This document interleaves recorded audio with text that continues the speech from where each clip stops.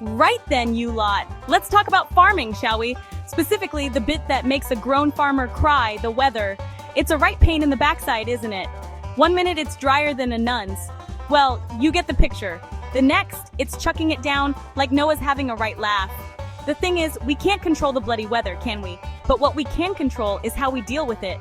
We can't just chuck a tantrum and storm off to the pub every time a cloud appears, tempting as that may be. So, for all you farmers out there battling the elements, I've got 7 tips straight from the farm to help you manage those weather risks and keep your crops growing. Don't forget to subscribe, like, and comment on for more valuable farming insights.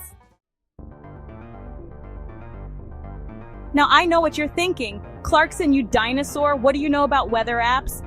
Well, even I've had to move with the times, haven't I? And let me tell you, these modern weather forecasting tools are like having a crystal ball, only less mystical. Instead of relying on your granddad's dodgy knee and a sniff of the wind, you can get accurate real-time updates right on your phone. Imagine that, knowing exactly when that storm's going to hit, down to the minute. It's like magic, but with fewer wizards and more, well, phones. There are all sorts of apps out there, from simple ones that tell you if it's going to rain to fancy ones that'll give you wind speed, humidity, even the chance of a plague of locusts. Alright, maybe not the last one, but you get the idea. And if you're feeling really fancy, you can even install a weather station right there on your farm. Think of it as your own personal weatherman, only it won't judge your choice of wellies. These things monitor everything: temperature, rainfall, wind, the lot. And the best part, some of these fancy gadgets can even link up with your planting schedules. So you'll know the perfect time to sow your seeds, fertilize your fields, and harvest your crops, all based on the whims of the weather gods.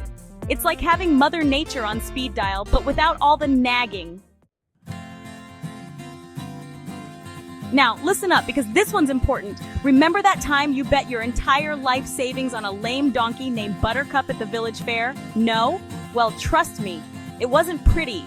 The point is, putting all your eggs in one basket is a recipe for disaster, especially in farming. That's where crop diversification comes in. Instead of just growing one type of crop, why not mix it up a bit? Think of it like your stock portfolio, only instead of boring old shares, you've got wheat, barley, and maybe even some kale if you're feeling adventurous. The beauty of this is that if one crop fails, say the dreaded potato blight strikes again, you've still got others to fall back on. It's all about spreading the risk, you see. Now, I'm not saying you need to turn your farm into a botanical garden. Just choose a few different crops that suit your climate and soil. And here's a tip go for a mix of drought-resistant, flood-tolerant, and fast-growing varieties. That way, you're covered no matter what Mother Nature throws at you. And while you're at it, why not give crop rotation a go? It's like a game of musical chairs for your plants, and it's great for soil health. Plus, it confuses the pests, which is always a bonus.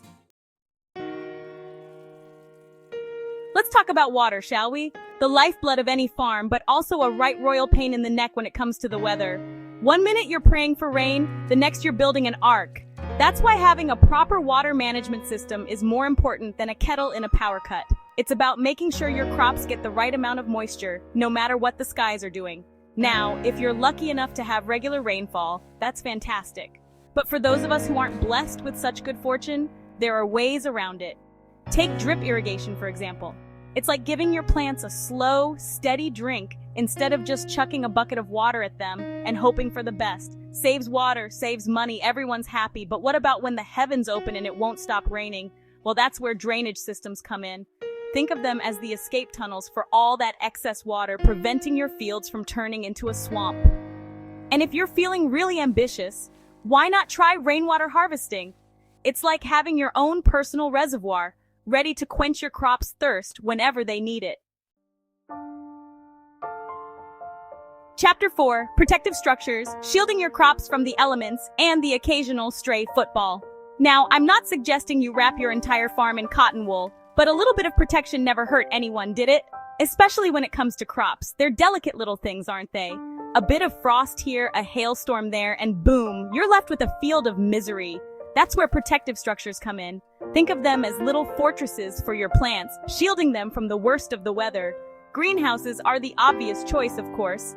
They're like the Ritz-Carlton of the plant world, offering year-round protection from the elements. But if you're on a budget, and let's face it, who isn't these days, there are other options. Hoop houses are a good bet. They're like the budget airline of greenhouses, still effective, just with slightly less legroom. And then there are row covers, which are basically like throwing a blanket over your crops. Simple, yet effective. The point is, there's a protective structure out there for every farm and every budget. So do your research, choose wisely, and watch your crops thrive, safe and sound from the elements. And who knows, you might even be able to protect them from the occasional stray football from those pesky kids next door.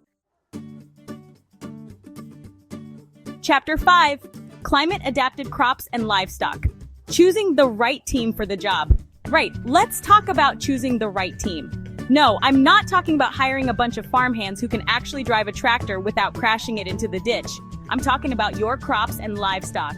They're the real backbone of your farm, so you need to make sure you've got the right ones for the job. Just like you wouldn't send a flock of sheep to guard a chicken coop. Trust me, it's a recipe for disaster. You wouldn't plant a crop that's better suited for the Sahara Desert in the middle of the English countryside, would you? That's where climate-adapted crops and livestock come in. These are the tough guys, the ones who've been bred to withstand whatever your local weather throws at them. Drought? No problem. Floods? Bring it on. They're like the Bear Grylls of the farming world. So how do you find these super resilient specimens? Well, a bit of research goes a long way. Talk to other farmers in your area, see what's working for them. Look into native breeds and heritage seeds. They've stood the test of time for a reason. Remember, choosing the right crops and livestock for your climate is half the battle won.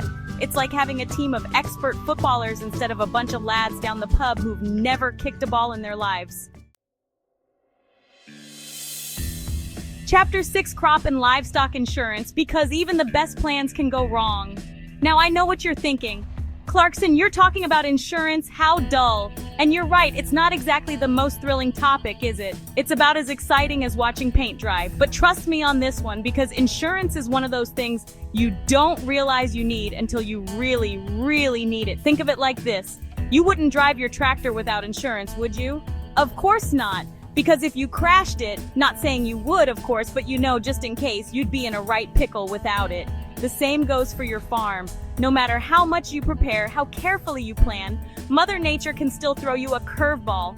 A freak hailstorm, a drought that seems to last forever, a plague of locusts. Okay, maybe not the locusts again, but you get the point. That's where insurance comes in. It's your safety net, your financial guardian angel, your get-out-of-jail-free card when the unexpected happens.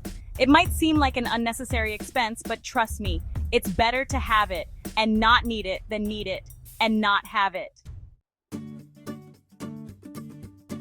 Chapter 7. Sustainable farming, working with nature, not against it.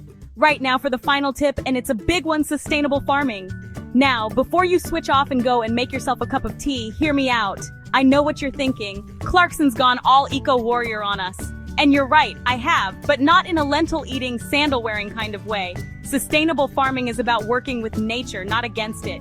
It's about treating your land with respect, like you would your favorite tractor. And the best part is, it can actually help you manage those pesky weather risks. Take no-till farming, for example. It's like giving your soil a nice, warm hug instead of ripping it apart with a plow. This helps to retain moisture, reduce erosion, and make your crops more resilient to drought. And then there's cover cropping. It's like giving your soil a nice warm blanket to snuggle up in during the winter months. This helps to suppress weeds, improve soil health, and prevent erosion from those heavy winter rains. And if you're feeling really adventurous, you could even try agroforestry. It's like throwing a party for your crops and inviting all the trees and shrubs in the neighborhood. This creates natural windbreaks, reduces soil erosion, and provides a habitat for all sorts of beneficial wildlife. So there you have it, sustainable farming. It's not just good for the environment, it's good for your farm too. So there you have it, my 7 tips for managing weather risks in farming. Look, I know it's not as simple as hopping on a tractor and hoping for the best. Farming's a tough gig, and the weather makes it even tougher. But by using a bit of technology, some good old-fashioned common sense, and maybe a bit of luck, you can weather the storms, literally, and keep your farm running smoothly. Which of these tips will you implement first? Share your thoughts in the comments, and stay tuned too for more practical farming advice.